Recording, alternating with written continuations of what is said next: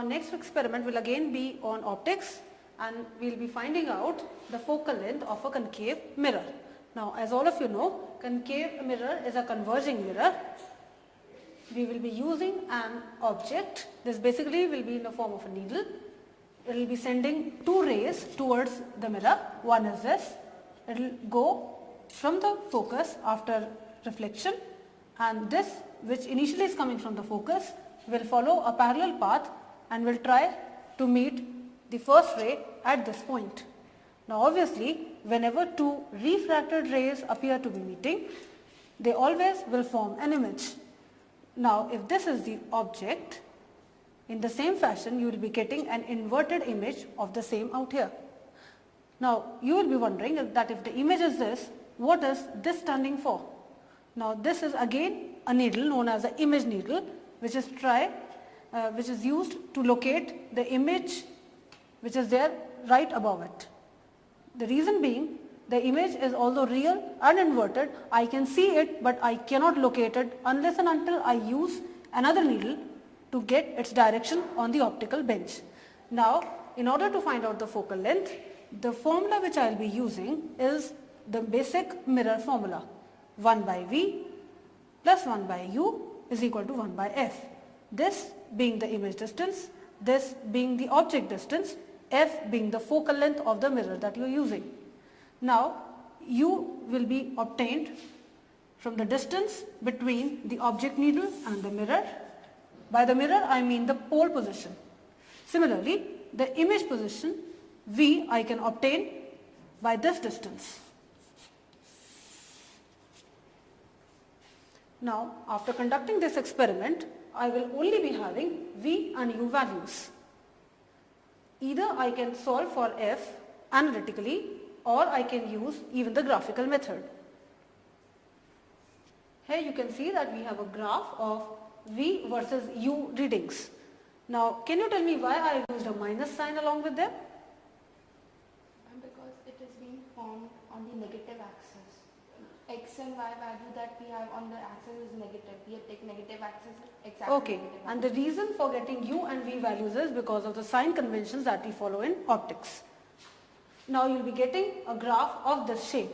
Once you plot this graph, you can easily bisect it, and the point where the curve is bisected, you can see what is the corresponding value of V and U that you are getting. Now once you get V and U values from the graph, obviously you can substitute them in the formula 1 by V plus 1 by U to obtain 1 by F. When you invert this, you will be getting the focal length. Mind you, all these distances we have taken in centimeters. Similarly, another way to calculate focal length will be plotting the graph between 1 by V and 1 by U. When I plot it, I get a straight line intersecting the x-axis at this and y-axis at this point. I will be using these 2 points, basically 1 by V and 1 by U, to find out the focal length. Now what we say is that this point 1 by U gives you the focal length.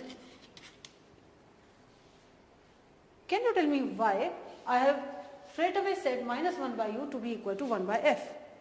Ma'am, this is because at this particular time, ma'am, the value of one of the variable is non-zero, whereas the other comes to be equal to 0. So Okay. when we put it in this formula, we directly get the value of 1 by F. That's absolutely correct. On this axis, I have 1 by U, but 1 by V comes out to be 0. So when I substitute it in the mirror formula, I straight away get 1 by U to be equal to 1 by F.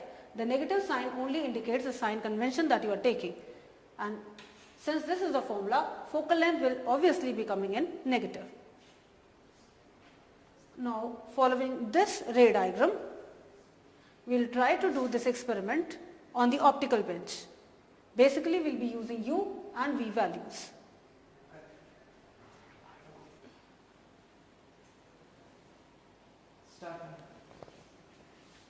Now this is the optical bench which has readings till 1 meter inscribed on it. This needle, as you can see, is the object needle. This is again an image needle.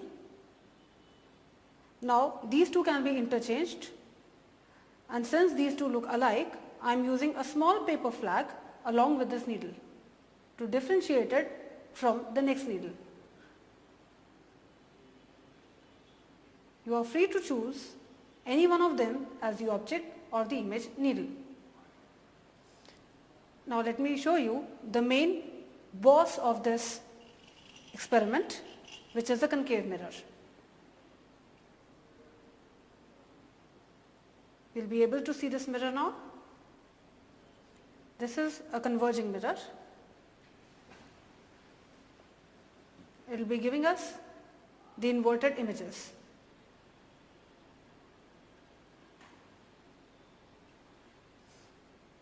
Now we will be setting it to find out the value of center of curvature, because we want to find out the value of focal length.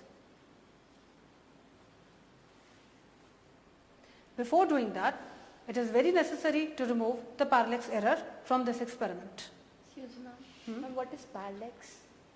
Now basically parallax is a kind of error in which if you try to see from this side towards the object and the image needle, there is a relative shift.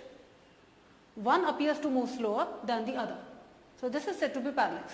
Ideally they should be moving at the same speed at left or right as you move your head.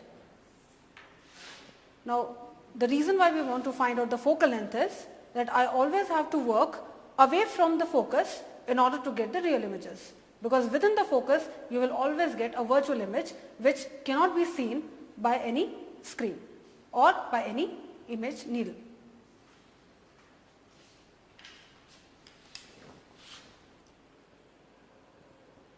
Now when I be reaching the position of C, I will be getting its image at C itself.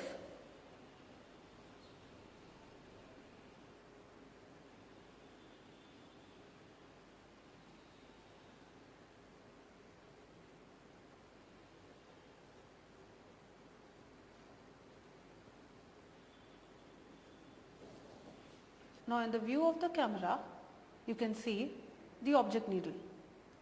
Now if there is a parallax, you won't be able to see its image exactly tip to tip with this needle. It will be either left or right from the object, and it can be clearly seen if you try to move your head away to the left or the right from the object. Let us try to see what parallax looks like.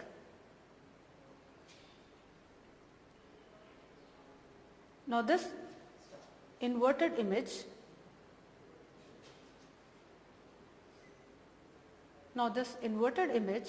represents the image of the needle shown below. Now ideally it should be tip to tip with the below needle, but if there is a parallax, you can see it moving either to the left or to the right from the object. Now this image is being seen going left or right. Ideally this should not happen. Both the object as well as its image should move together, either to the left or to the right. In this case, you can easily see the parallax. There is a gap between both the tips.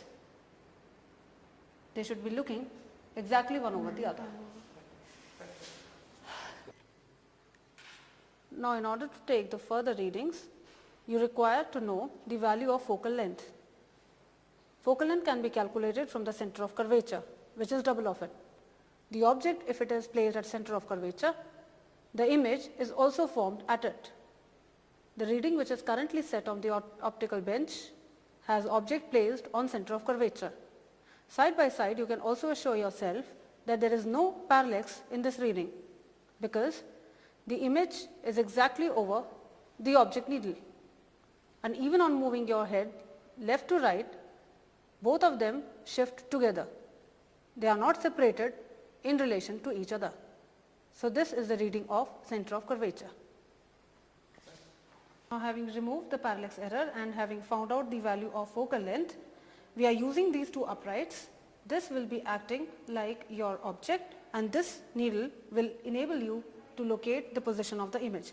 Now since both of them look alike, I will be using a small pointer in the shape of a paper flag in order to discriminate object from the image needle. Now I have to take the object needle well away from the focal length of this mirror, which I have just now determined. Can you tell me why I can't take this object needle between focus and pole of the mirror? If we take this needle between the focus and the pole of the mirror, we'll get an inverted image. That is, we'll not be able to get the real image. So we try to keep it as far as possible. That's absolutely right. Now at this position, you can very well see that the tip to tip alignment of the object over needle and the image over the object is there. You can see the two images. In each of one of them, object over image and image over object can be seen. Even if you try to move left or right, this tip will not leave the other needle. It means there is no parallax. And finally, the two positions, that is the object needle and the image needle, will give you the object and the image distance respectively. Now, after doing the experiments, we will tabulate our readings in the following manner. The first column, as you can see, is of the position of the mirror, which will be remaining constant throughout the experiment. The only thing that you can change is the position of the object and the position of the image. As you change the position of the object, obviously you get different values of I for the same value of mirror reading M.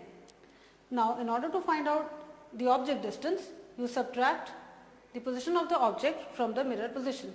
Similarly, to get the image distance, you subtract the position of the image from the mirror position.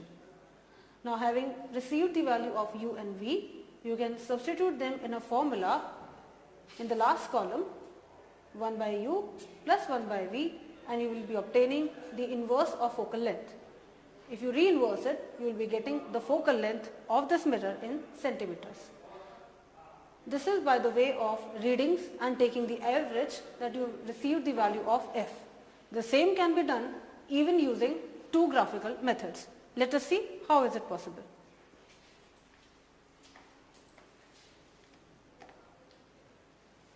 Now, this graph shows you a plot of v versus u readings.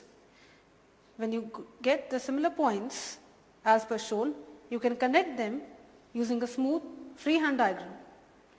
Once this curve is obtained, you can bisect this using a protractor or making a 45-degree angle like this with the very first square,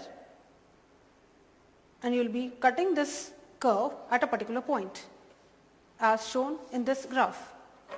From this point, you can drop down two perpendiculars on either of the axes, which will give you the value of u and the value of v, which can be further used to find out the value of focal length by the same mirror formula. 1 by u plus 1 by v is equal to 1 by f. Using this formula for the given values from graph, I receive the value of f to be 18.3 centimeters. Similarly, the next graph, which shows you a plot of 1 by v versus 1 by u, comes out to be a straight line. Now obviously the straight line would be intercepting the x and the y axis at some points. Either of these points can give me the value of focal length. For example, I have taken the value of this intercept, which is 0.0285, and found out the value of focal length. 1 by v is equal to this value, which again will be equal to 1 by f. U is 0 here because on y axis it will be 0. Focal length from this method comes out to be 18.3 in this case. Like this, we can find out the value of focal length by three different methods, one by averages and two with the help of graphs. So we are through with the experiment of finding the focal length of the concave mirror.